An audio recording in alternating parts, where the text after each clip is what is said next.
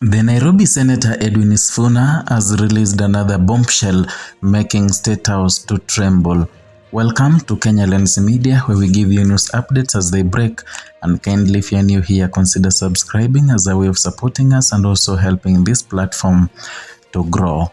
Now, the Nairobi Senator Edwin Sifuna has sharply criticized the newly signed cooperation agreement between the national government and Nairobi County, warning that the deal could erode devolution and weaken the capital's autonomy.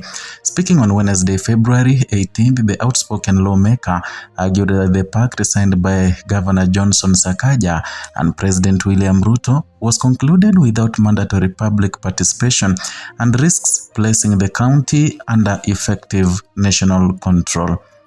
The dispute has quickly evolved into a significant political flashpoint, raising constitutional questions about the balance of power between Kenya's national and county governments. While the national leadership insists the arrangement is purely collaborative and aimed at improving service delivery in Nairobi, critics led by Sifuna say the structure of the agreement tells a different story. At the center of the controversy is the cooperation framework unveiled at Statehouse, which outlines joint action in key sectors including water and sewerage, roads and drainage infrastructure, housing development and solid waste management, alongside Nairobi river regeneration. Government officials have framed the initiative as a practical intervention to address persistent service failures in the capital. However, Sifuna maintains that the manner and structure of the agreement raise red flags and Kenyans should not ignore. According to the senator, the most troubling issue is the absence of public participation prior to the signing. He argues that both the Constitution and devolution laws require meaningful public engagement before such far-reaching arrangements are formalized. The agreement itself, he noted, acknowledges the public consultation had not been conducted beforehand, and in his view, conducting consultations after the fact cannot cure what he describes as a fundamental constitutional breach. Beyond procedural issues, Sifuna's strongest criticism focuses on governance and control. He argues that the steering committee established to oversee the cooperation pact is heavily tilted in favor of the national government. Out of the 12-member committee, 2/3 are reportedly national government appointees. Such a composition, the senators warns, could effectively subordinate the county administration to national oversight. In pointed remarks to the media, Sifuna suggested that the arrangement risks reducing governance authority in practical terms, and the structure, he argued, could make the county leadership appear answerable to the Prime Cabinet Secretary rather than operating independently as envisioned under devolution. And this framing has intensified, political debate with the supporters of the agreement, dismissing the concerns as exaggerated, while critics say the numbers speak for themselves. Another major concern raised by the the Nairobi senator relates to financial and audit oversight. He cautioned that overlapping responsibilities between two levels of government could create confusion over who bears legal and financial accountability. Such ambiguity, he warned, could become problematic if the Auditor General initiates investigations into projects implemented under the joint framework. Without clearly defined lines of responsibility, the risk of what he termed as an audit nightmare could grow. Governance experts note that accountability has historically been a sensitive issue in Kenya's devolved system, particularly where national agencies operate within county jurisdictions. The senator's warnings taps into broader anxieties about transparency and fiscal responsibility.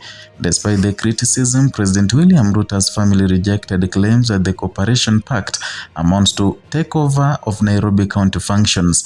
And during the signing ceremony, the head of state emphasized the intention is to strengthen structured cooperation and collaboration, not to run the city. Ruto stated that the governor and county administration remain fully responsible for managing Nairobi's affairs.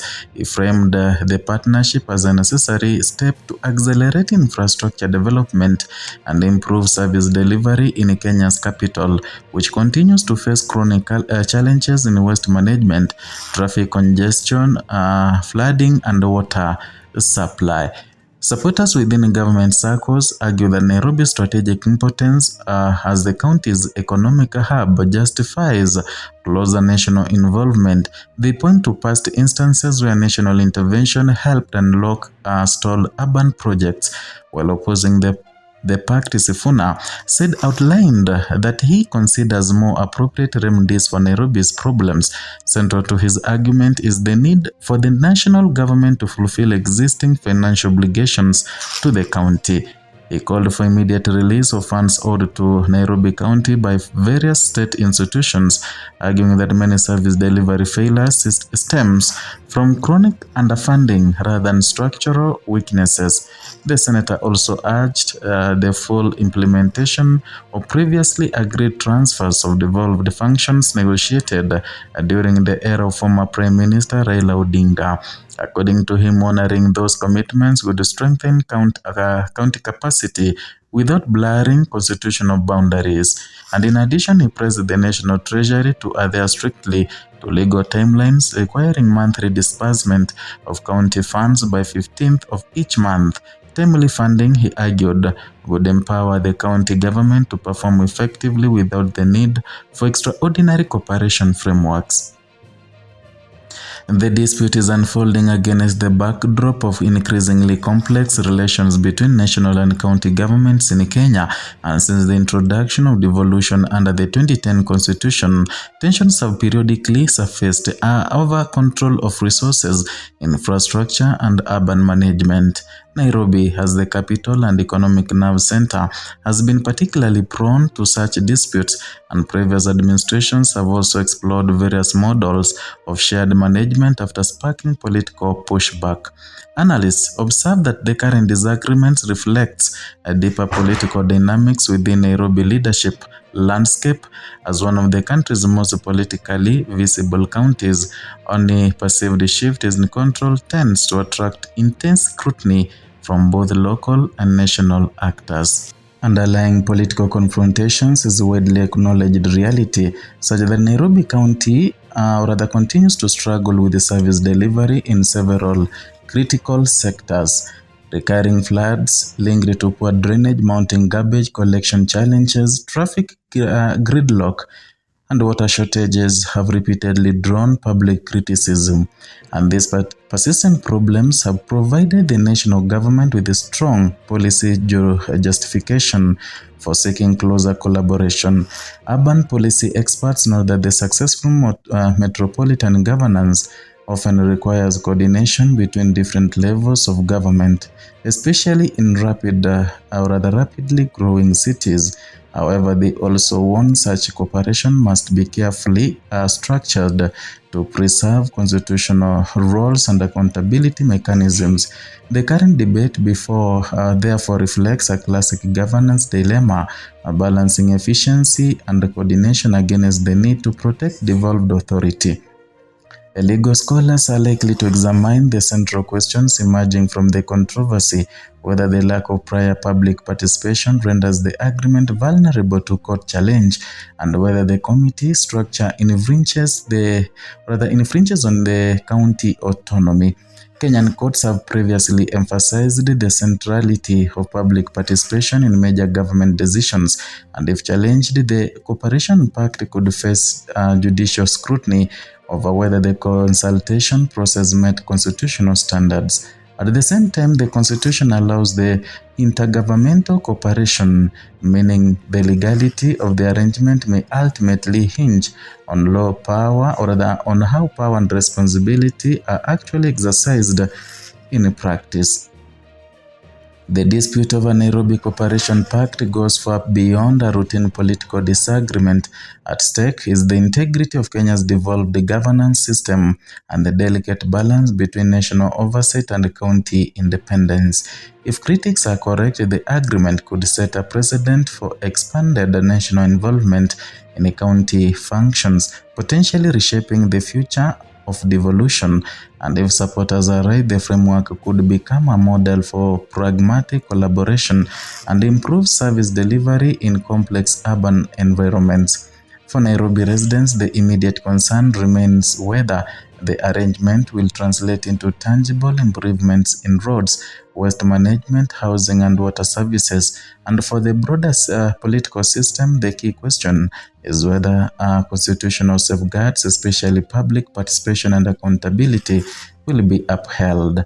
As implementation begins and scrutiny intensifies, the Cooperation Pact is likely to remain a defining governance debate in Kenya's capital. Its ultimate impact will depend on legal interpretations and political rhetoric, but on whether the promised improvements materialize without undermining the principles of devolution that Kenyans overwhelmingly endorsed. In the coming months, the success or failure of this arrangement could shape how Kenya manages its major cities and how firmly the country protects the autonomy of county governments. That is all for today from Kenya Lens Media. Kindly, if you're new here, consider subscribing as a way of supporting us and also helping this platform to grow.